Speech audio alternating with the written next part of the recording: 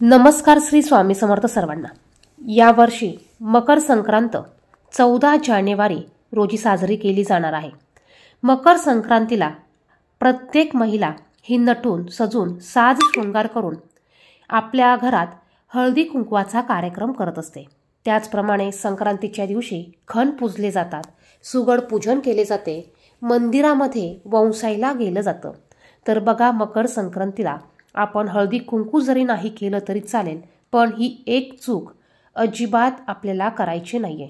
99% महिला ही चूक करतात आणि ह्या चुकीमुळे यांनी केलेल्या या पूजेचं व्रताचं फळ यांना मिळत नाही।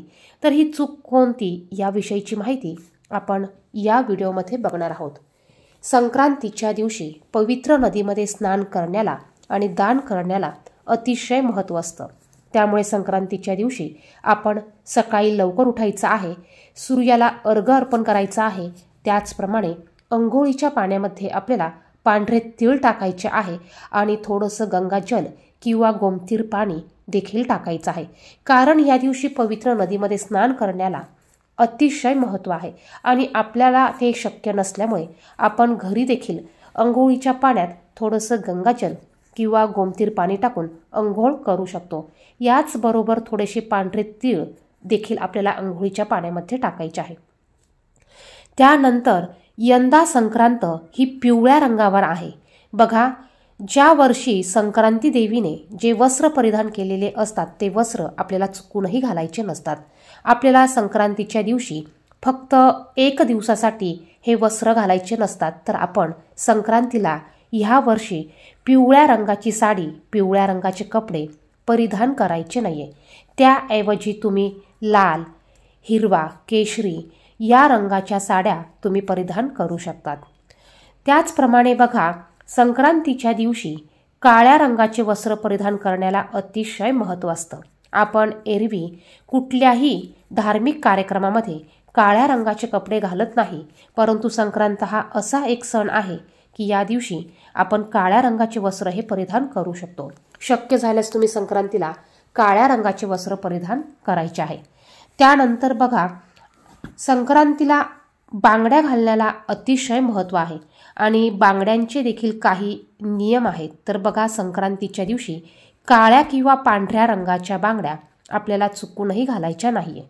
त्याऐवजी तुम्ही हिरव्या रंगाच्या बांगड्या घालू शकतात, लाल रंगाच्या बांगड्या तुम्ही घालू शकतात। संक्रांतीला हिरव्या रंगाच्या बांगड्या घालण्याला अतिशय महत्त्व आहे। संक्रांत हा सण सौभाग्याचा सण आहे, महिलांचा हळदी कुंकवाचा सण असतो।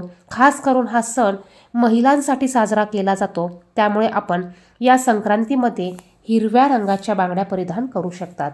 त्याचप्रमाणे बांगड्यांचे काही छोटे छोटे नियम आहेत। बघा, आपण जर का एका हातामध्ये 6 बांगड्या घातल्या असतील तर दुसऱ्या हातामध्ये आपल्याला 6 बांगड्या घालण्याऐवजी 7 बांगड्या घालायच्या आहेत। म्हणजेच आपल्याला एका हातापेक्षा दुसऱ्या हातामध्ये नेहमी एक वाढीव बांगडी घालायची असते।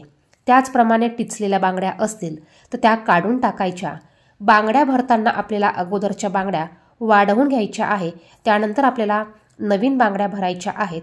त्याचप्रमाणे बांगड्या भरताना संक्रांतीला तुम्ही प्लॅस्टिकच्या किंवा इतर धातूच्या बांगड्या न घालता काचेच्या बांगड्या तुम्हाला घालायच्या आहे। बांगडी घालताना ही नेहमी एका हातापेक्षा दुसऱ्या हातात एक वाढीव बांगडी तुम्हालाही घालायची आहेत। बघा, हे छोटे छोटे नियम आपण संक्रांतीला आवर्जून पाळायचे आहे। बघा, ज्या नवीन महिला असतात, ज्यांचं नवीन लग्न झालेलं आहे, त्यांना ह्या छोट्या छोट्या गोष्टी माहिती नसतात आणि म्हणूनच आपण या व्हिडिओमध्ये याविषयीची माहिती बघणार आहोत। व्हिडिओ बघायला आवडत असेल तर व्हिडिओला लाईक करा आणि इतरांना देखील व्हिडिओ शेअर करा। कमेंट बॉक्समध्ये श्री स्वामी समर्थ नक्की लिहा। त्याचप्रमाणे मकर संक्रांतीच्या दिवशी दानाला अतिशय महत्त्व असतं। त्यामुळे तुमच्या घरात किंवा घराच्या बाहेर एखादा वयोवृद्ध आला किंवा म्हातारे व्यक्ती आले तर त्यांना तुम्ही खाली हात जाऊ देऊ नका।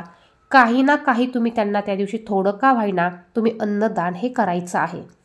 त्यानंतर जर का बघा, घरी तुमच्या एखादी अचानक स्त्री आली, महिला आली, कुमारिका आली तर तिला तुम्ही संक्रांतीच्या दिवशी आवर्जून हळदी कुंकू लावायचं आहे। शक्य झाल्यास तुम्ही तिला खाली हात पाठवू नका. तुम्ही एखादा गोड पदार्थ किंवा हातावर तुम्ही तिच्या साखर ठेवू शकतात. शक्य झाल्यास तुम्ही चहा करू शकतात. परंतु हळदी कुंकू दिल्याशिवाय तिला तुम्ही असं घरी पाठवू नका. त्यानंतर संक्रांतीच्या दिवशी कोणत्याही प्रकारची झाडे तोडू नये. बघा, संक्रांतीच्या दिवशी शेत कापणी केली जात नाही आणि म्हणूनच आपण देखील संक्रांतीच्या दिवशी कोणतंही झाड आपल्याला तोडायचं नाहीये.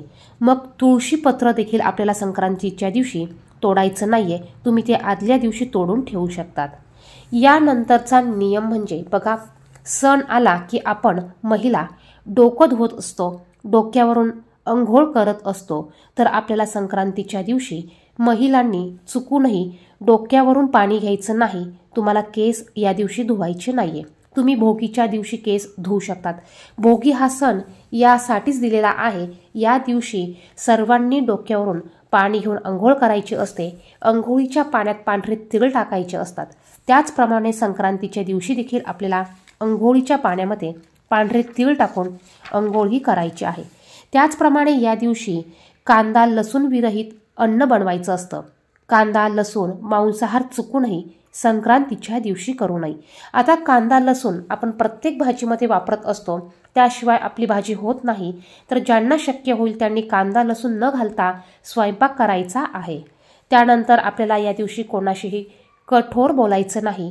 कोणाचा अपमान होईल असे अपशब्द आपल्याला वापरायचे नाही.